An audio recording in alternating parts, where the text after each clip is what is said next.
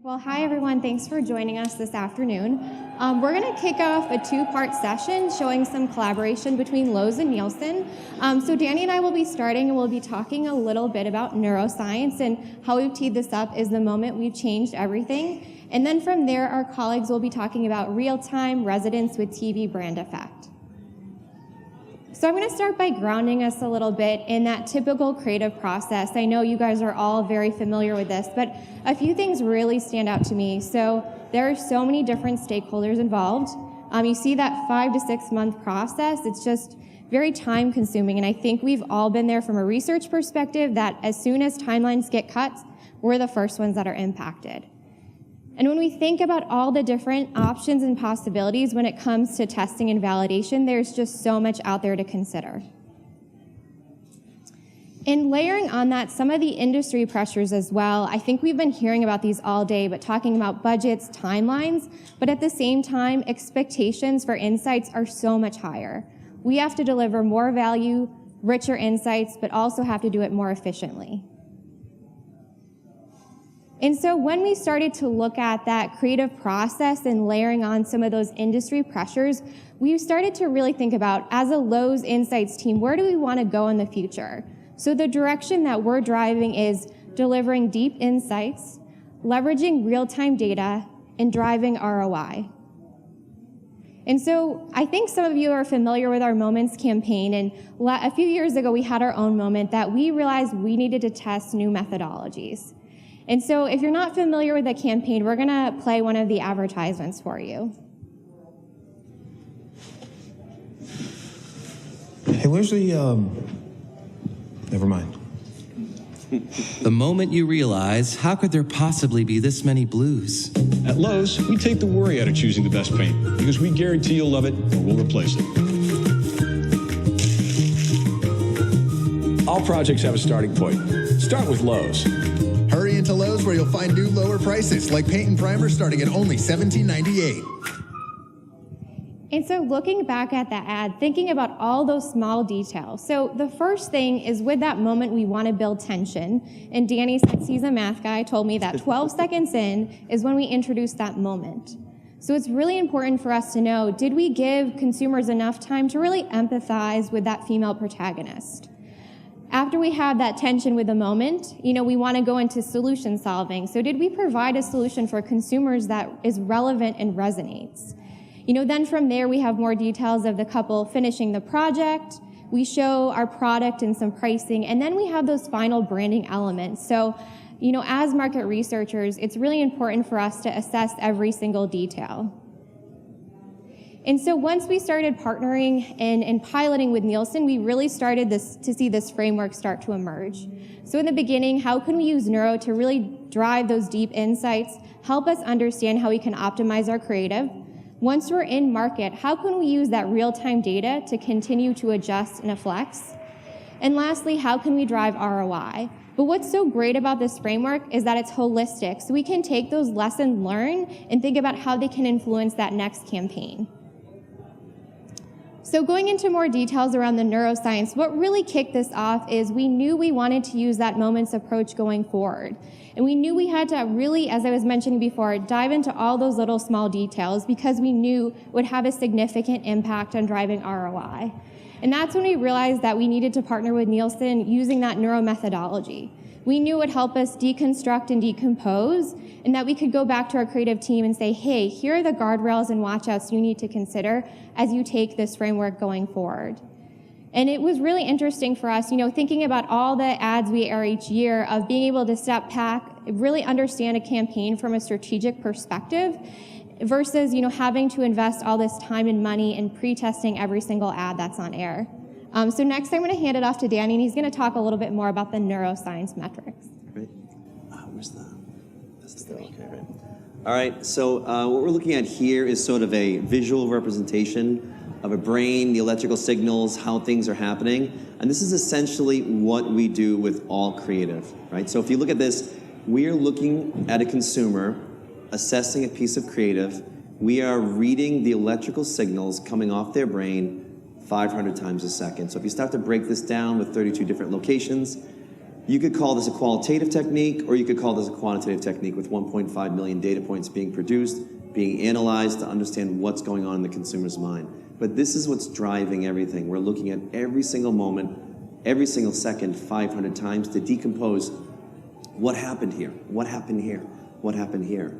We use facial coding, we use eye tracking, we use many other things to begin to give us a sort of full holistic picture on what's happening with the creative. And EEG is phenomenal. It does so much. It can't do everything, but one thing that's indisputable is it can do these three things. So first and foremost, it can understand attention. So if you think about attention, it's not the attention of the attention economy that you've heard so much about. It's about cognitive effort. So how much resources is my brain dedicating to this second versus this second versus this second? We can also understand it from the point of view of emotion. Now, emotion gets really, really complicated. The emotion we're talking about is about emotional motivation. It's not about I'm happy, I'm sad. It's about, am I leaning into this process? And if I am, is my brain on 10 or am I getting bored and I'm pulling back, right? So it's about this idea of how much am I leaning into this story? Are you drawing them in, or are you pushing them away or getting them a little bit quiet and maybe not engaged? And lastly, memory. So this is long-term memory, either encoding or recall. So one thing neuroscience cannot do, it can't technically separate what is new information versus what is refreshed information. But what our research and validation shows is that whether it's refreshing or whether it's encoding, and there's a lot we can tell based on the situation. What we know is when a consumer is engaging their long-term memory in an emotional way, they're more apt when they're shopping, out in the store, in a need moment, able to recall that information that was delivered to them because it was wrapped up in an emotional engagement. So this is why if you talk to the random person, or if you're at a cookout with a brother or sister, you say, remember when I hit you with that rock and you hated me for a month? And it's like, why do we still remember that? Why do we remember the call of the rock? Why do I remember where my uncle was and where Susan was and where my aunt was? It's because it was so relevant to me. I couldn't forget that my brother threw a rock at my head, but it was also emotional to me, and so it really allows me to recall that information and draw back on it. And the same thing with ads. If we can tell things relevantly to our consumers and tell it in an emotional way, you're going to have more success. So with that out of the way, Elise talked about this idea of we have this technology, but we had this framework. So to give you a sense of sort of some of the things we're looking at, we want to sort of play through a montage of some of the moments that we were looking at.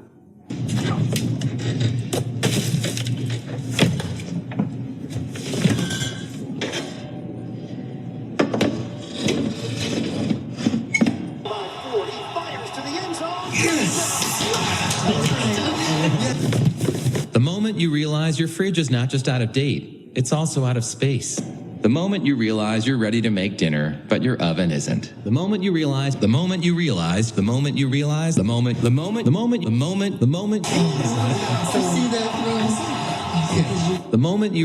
you have plenty of friends, just not plenty of space.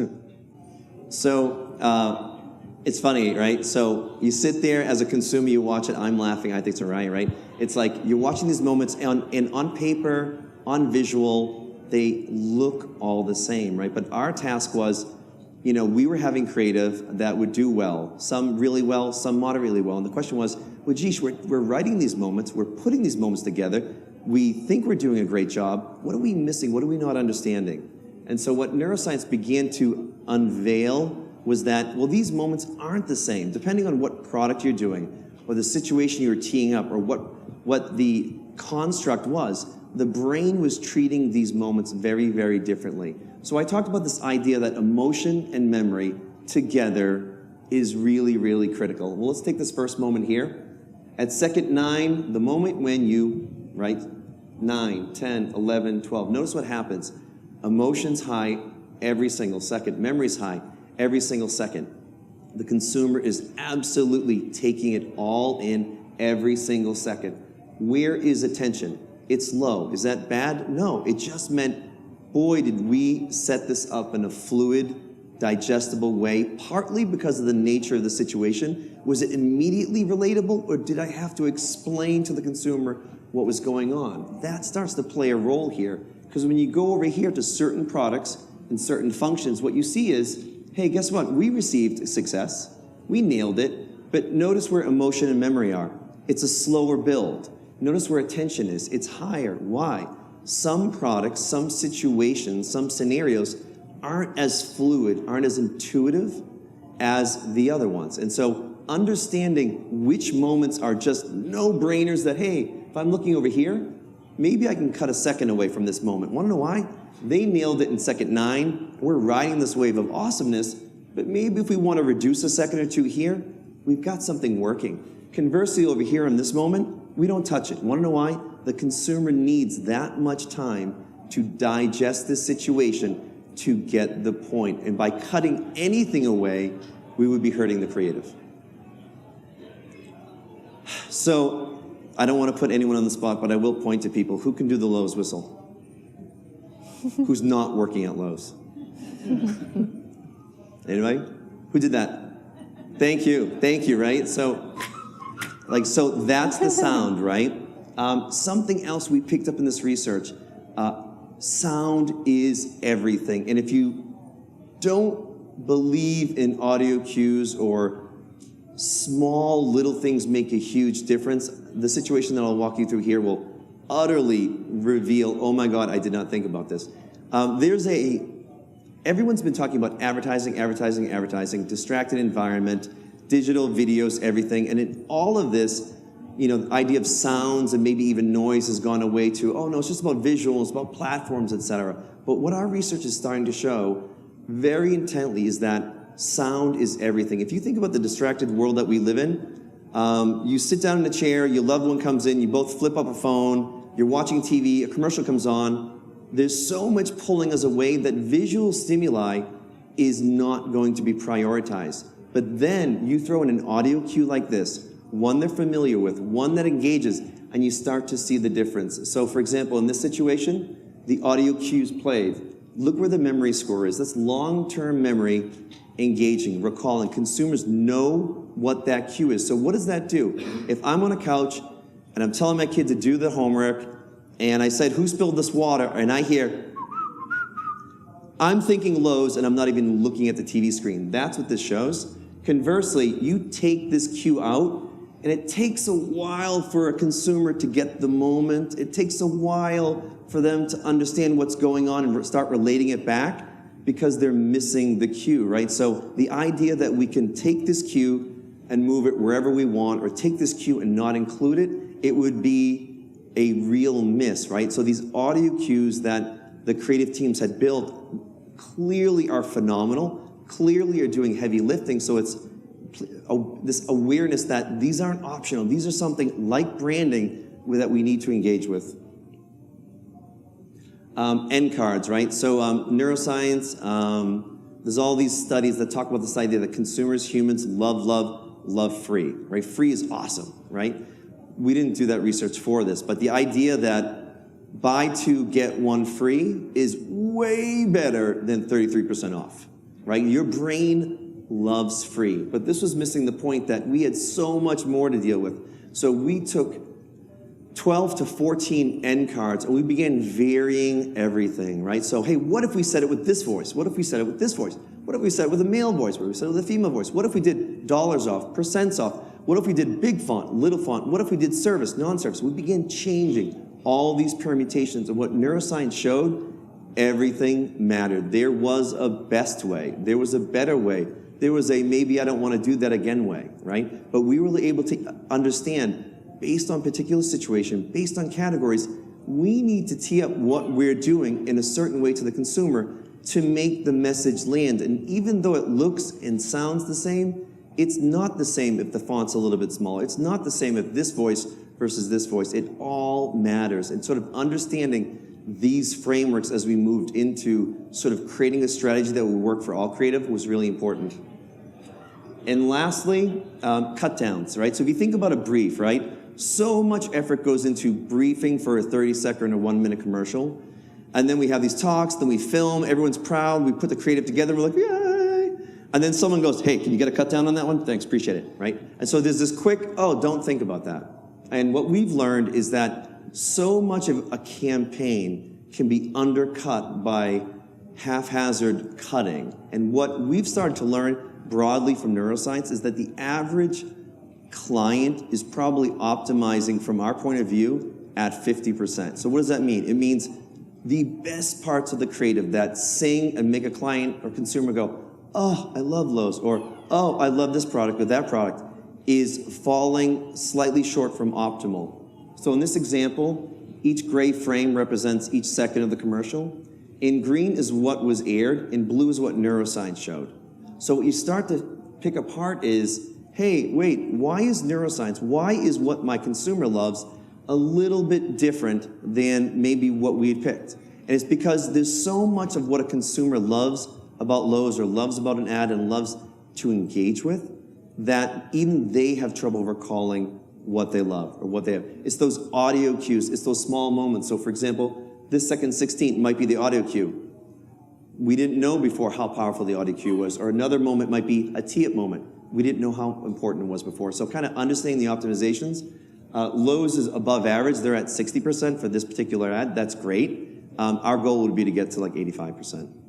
So we did a bunch of other stuff. It's obviously mass to share that, but it gives you a sense of sort of the framework for what we were doing. And in our phase 2 of the presentation, they'll start to talk about, great, now that we have a framework on building strong, powerful ads, and we put it into the while, how do we assess it real time moving forward?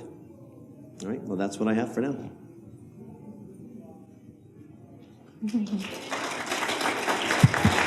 Thank you. What are your questions for Danny or Elise? Maybe the person who whistled. Yeah, Whistler, where are you? I have a question.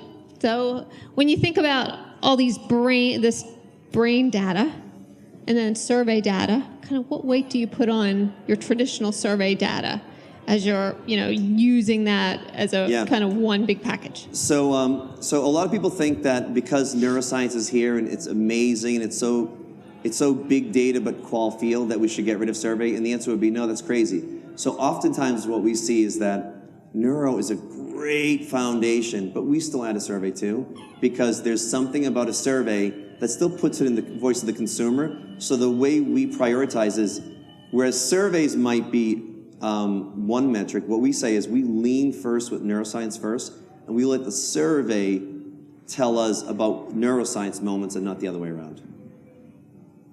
Great, thank you. Yeah. Hi, so I recognized in the graphs you were showing when you were talking about how people were responding to the whistling. Yep. Yeah, that's a really weird sound. What is that I don't know what that is. Speaking of sounds, right? So the reaction people were having to the sounds versus, the other ad. Well, the size of the bumps in those graphs, like how do you determine that it is meaningful? Oh, that's a great point. Basically, what we've done is retest reliability. We know a difference of 0.4. Like, that graph can be recreated with 95% certainty, second by second. So we know if we see a difference of 0.4 any 1 second. Like from baseline or comparison? So this is a baseline against the human condition. So think of it as 10 is as high as a human can get, 0 is as low as a human can get, right? Because the change in the graph you said is more meaningful is a very small change, whereas the graph that I love is huge, like much more dynamic. So I'm wondering what that difference is. So I think that difference was 4, which was gargantuan for us. But any difference of 1 second could be sizable. What you're talking about too is this is study after study after study, and also too looking at the eye tracking, right, and all the other. What does that sound? So all the other factors as well, right? So just because we're looking at a line go down, right, that doesn't mean bad, right, in general, right? So we've seen, for example, a brand that is like really, really well known and it had a 5-second end card. And the first second, the memory score goes right up to 10. Why? Because they look at the brand, they recognize it, and they go, hey, I know that. But then they hadn't changed their end card in 10 years. The memory scores and everything plummeted. Does that mean they hate the brand in seconds, 2 through 5? And the answer is no. It just means they understand what they're looking at. They've got it, right? And so it's important to look at eye tracking, everything else that's going on in the ad before you would interpret it in general. The numbers you see that are not taking into account the eye tracking, you're doing that interpretation afterwards. Yeah. So this is a summary to example from many ads. That's right. Thank you, Danny. Right.